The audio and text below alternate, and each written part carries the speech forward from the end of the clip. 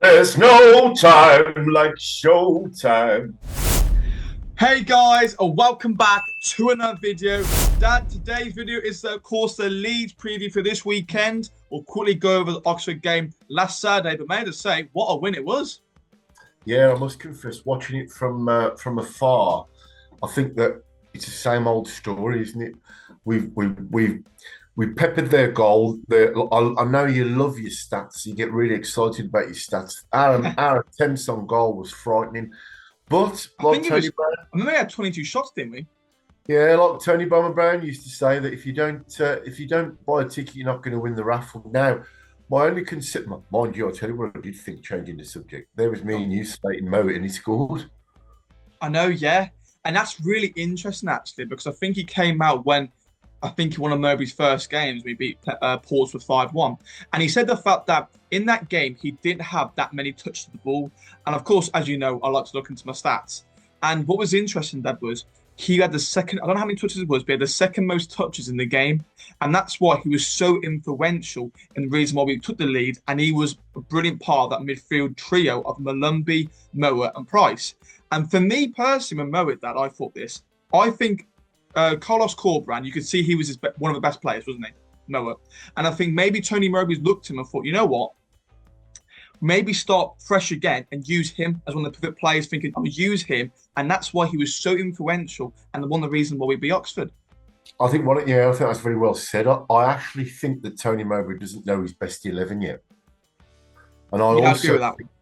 and I also think that had we had King Carlos at the helm for Leeds, I think we'd play them at their own game. Now, believe it or not, I've done a little bit of research into Leeds. Now, they're a free-flowing football team. Their defence, right, is probably the best defence in the league. Now, I just do not know what Albion's going to turn up. I don't know why, Dan. I've just got this feeling that we're going to put a statement win out there. I think that Leeds just think they've got to turn up.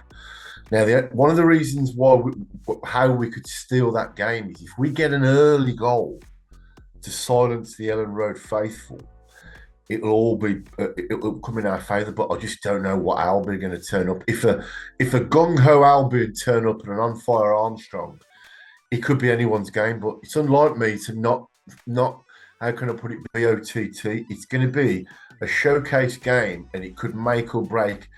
I think if Leeds win, that's the championship wrapped up for them. Yes, because of course they won against Sheffield United the other day, didn't they? Did you see it? Wasn't ironic that the Sheffield United game they were winning 1-0 and it was an own goal?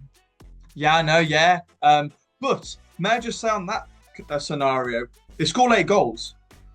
So if we snuff that danger out, which we know we're capable of doing, and really dominate our authority in the game in the first half, maybe towards second half, they're always going to have their moments in the game, Leeds are. I do think we can get something out of the game, Dad. I do, but again, knowing the Albion like we do, Dan, when you expect something from them, they don't deliver. I mean, just very quickly on the Oxford game, bottom line is we won. I don't really care how we win as long as we win. So, do you go to Leeds shutting up shop and hoping to steal a draw, or do you go to Leeds with an emphasis on defence, but to push forward? If I was Albion, I would probably try and get an early goal, if not suck up the punishment and bring on someone like DK for the last 15, 20 minutes to punish him. I think this is where Adam Armstrong will really come to the front, I do, because he's a proven goal scorer. He knows Leeds better than anybody else. Now, they haven't gone through a tremendous bad patch. However, if you read the forums and you look at the press reports, it's a case of they're the champions in waiting. Now we could well be the party poopers. We've got it in us.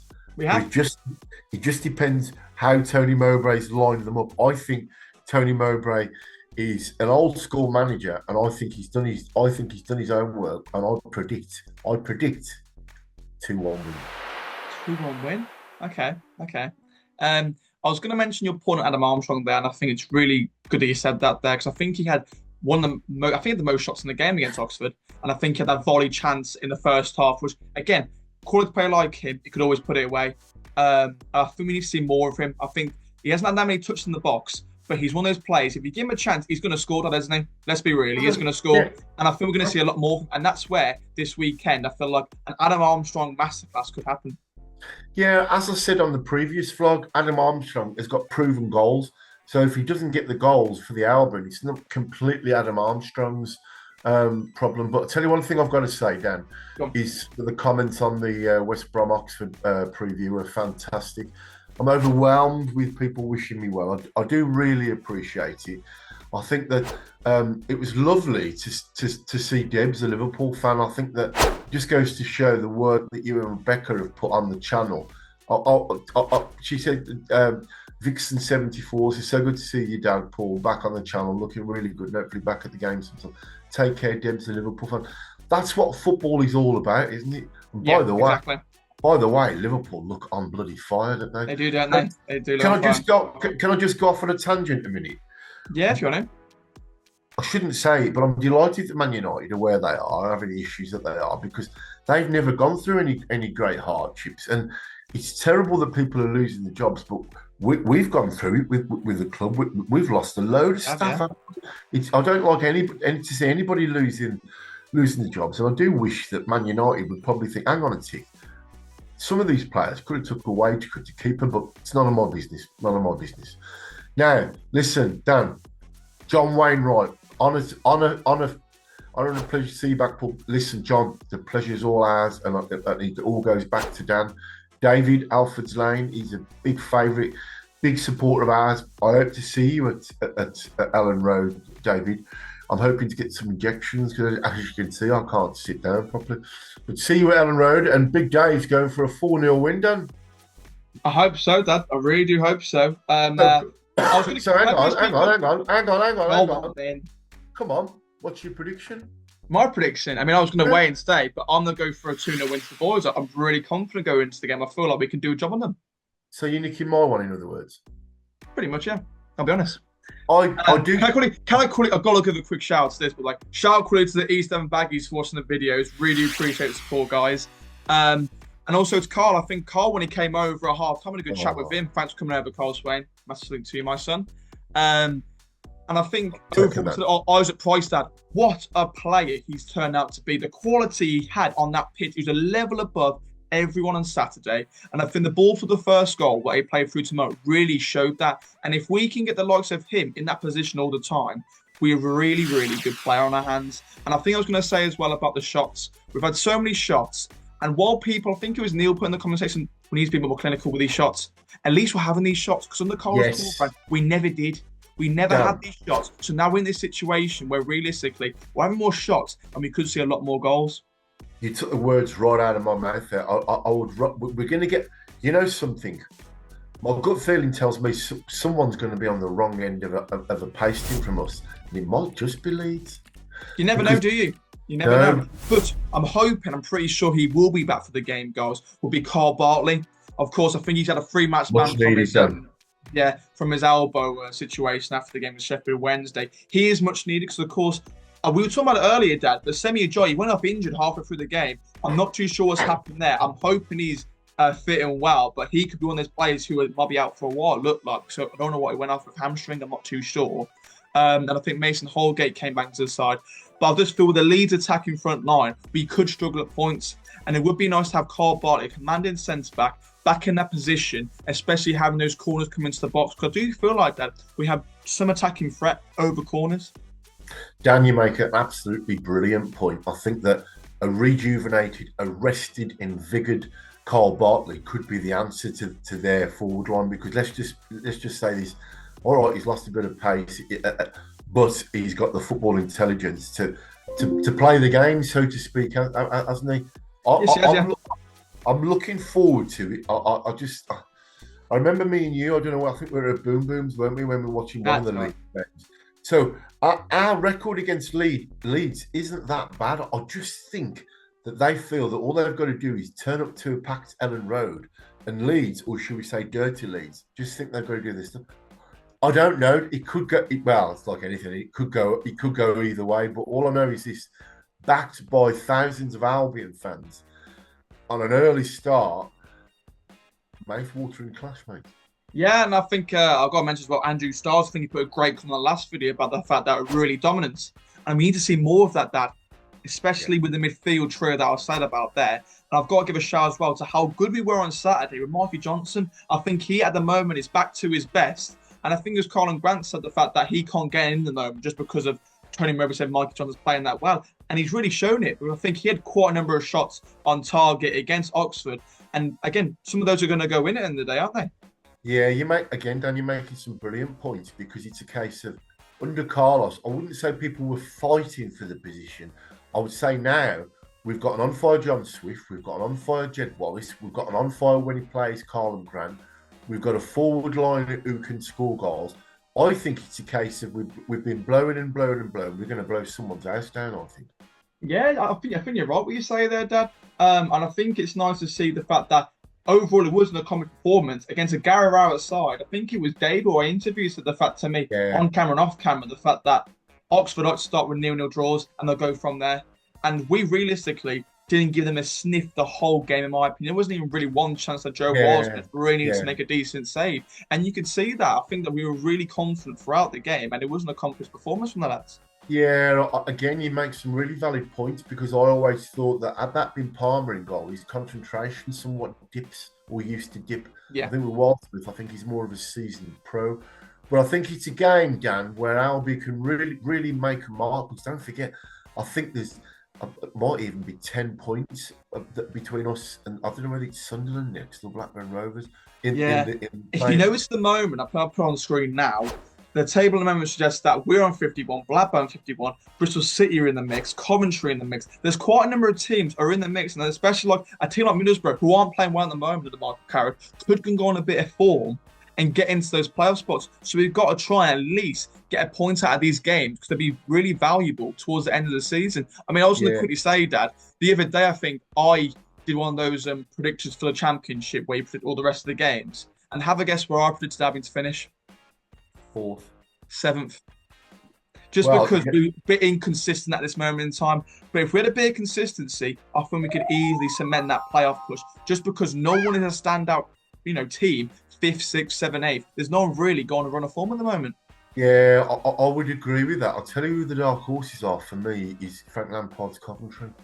Yes, that's my worry. They look really, really good. I mean, guys, do you think Albion will finish in the playoffs? Put down the comment section down below. But Dad, is there anything you would change to the formation again for this weekend's game? Well, obviously, bringing back Bartley would be one. Um, I would just probably start, other than Bartley, put Bartley in, but more or less the same team. I think that Mikey John, I think we've got that many flair players. I think that the best attributes that Tony Mowbray's got is his man management skills. And something down. It's one of these games where I shouldn't really be going to because I can't bloody stand up, let alone sit down properly. But I've got to go because I've got to test the waters. But should I tell you something? There is nothing worse than watching Albion on the telly and you're not there. Yeah, I do agree So with that. I Yeah, think I do I think agree. that your vlogs bring it home to me just how much of a service you're providing you and Rebecca. And I'm A overwhelmed big by shout the out to support. Beck. So, yeah, absolutely, Becca. I'm overwhelmed by the support. And Carl Swain, when I get better, he's got some beers coming his way because Tell one me of the about it. Big shout out to you, Carl. age is on the comments. So something like every boy and girl, every man and boy, everybody who comments, it's absolutely brilliant. And I, for one, have realised just how good your channel is. And I know I'm your dad, and I'm bound to say it, but so very proud of you and Becca. No, thank you very much, Dad. I was going to quickly mention as well, Dad, the options. Sorry to interrupt. The options we've had on the bench recently. I think Right, the fact that it's mad to think at the start of the season we were putting kids on the bench. You realistically, I don't know where it was. I found a post that said the fact that Carlos Corberan admitted that Devante Cole and someone like Fabrota were only brought in for numbers because otherwise you're yeah. going to put youngsters in there, and you can see that fact they haven't got the quality, and the fact that now, Dad, we've got that many good players in the squad that these players being pushed out. That shows how much depth we've got at the moment, especially we got DK on the bench. We got John Swift, who again is up there for debate. That he got his goal at the weekend. Do you want to see more from him? Yes, I do. Yeah, I think he's got something to offer. I think that now that again, I think it's all down to do with coaching styles. I think Carlos, very much needed. He brought an intensity to it, but I think he was probably too much. Whereas Tony Mowbray, he's not so much defensive minded. It's a case of Really like tackling him. as being the old Newcastle entertainers. We'll score four, you score three. But I think from my perspective, and I love the Tony Pulis quote, let's get some bodies in the building. That's exactly what Carlos was doing. And you can't blame him. Rather than have nobody there, have somebody. But listen, football's one of them games, Dan, and you know the Albion. He's one for you before I go. You ready? What would you rather do? Would you miss out on the playoffs big style? Or would you rather go up knowing that you're going to struggle, or would you wait another season and absolutely pile drive the division? I don't know. I think, of course, you always want to be in the Premier League, and there's not always a certain factor of you're going to be storming the league, going up to the Prem straight away. Because I think the teams coming down, Dad, from the Premier League into the Championship, again, are going to have that real quality. Southampton are bottom of the league in the Premier League at the moment. They're better than us. They're better than pretty much all the teams in the Championship. And look how they've struggled.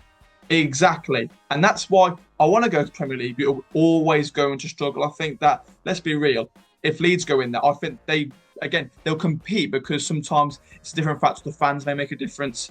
But I think the players now in the Premier League, it's a massive difference between that and the Championship because the quality is there to be shown. Oh, the gulf is massive. I mean, don't forget Leeds United, Dan, at one stage were in the Champions League. They were the last club to be crowned champions with an English manager. They are the bastions of football. We're steeped in history. And I think that's so are the Albion. We're steeped in history. Just one of them mouth-watering clashes. Just wish it wasn't on so bloody soon. And to quote one of your favourite sayings, you know what? For once, I probably would go up to the Premiership. Be prepared to get dicked. Yeah, Sam. Every game, purely for the finances. Yes, I do agree with that. And you know what I was going to mention? It's just come to my head. I've got to mention it. Is of course, do you remember Lewis Dobbin? Yeah. I've seen him play for Norwich at the moment, Norwich City, and he's looked brilliant, Dad. And it's one of those where you think to yourself, at Albion, he didn't look at it at all, but for Norwich, he's a completely different player. And again, it brings me on to the fact that last week we spoke a lot about Gray Dean Garner, and Dean Garner wasn't even used against Oxford, realistically. And I think it shows that the fact that at the moment, we've got so many players who need to step for their places that Grady at a point, if he's not on form, he came on, don't want to make a little cameo for the goal against Oxford. But overall, we've got those players at the moment who have the quality and are showing that, like Michael Johnson, Tom Fellows, you know what I mean? Yeah, and I think what you've got to remember though, Dan, all right, it's a game of football, but you don't know what issues players have got. You don't know whether they've got problems with the family, they're not very well, or the fact that they just some players just don't settle at clubs, and you've got to factor that in. And I just think that Tony Mowbray's the key, but you've got to make sure that he's fit and well.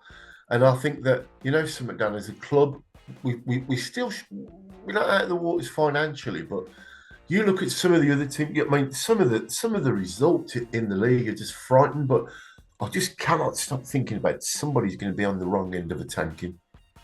Okay, I've got to ask that quickly for your score prediction and goal scorers again, please. Well, I'm going for an Albion 2-1 victory, although we'll go 1-0 behind, and I think that Mikey Johnson will get a brace. Okay, I'm going to go for 2-0, and I reckon Adam Armstrong and Isaac Price goal. I think he really deserves a goal if he starts again. That's the last one for you. Go for it. You're going to treat me to some alcoholic beverage, bring us some pearls? Well, as you're there, may as well. You know who will be there, Dad? Of course, it was his birthday last week. Jason Wheeler is one of our own. He's one of our own. He's one of our own. Jason Wheeler, one of our own. Yeah, big shout out to you, Jay. We'll see you for a couple of verbs down at Leeds. I hope you had a great birthday, may I just say. But Dad, anything else to say, really? Everybody just stay fit and healthy. Let's make sure we behave ourselves because we'll be going on mass. But I'll tell you what, Jace Wheeler, if we win the Coach Journey home, mate, I'm going to tell you some behind-the-scenes secrets. Guys, thank you so much for watching this video as always. Make sure if you can to like and subscribe and leave a comment down below. What is your score prediction? Formations, goal scorers, the lot. We want to see it from you in the comment section, guys. And we really appreciate the support on the videos as always. Dad, what time is it? It's showtime!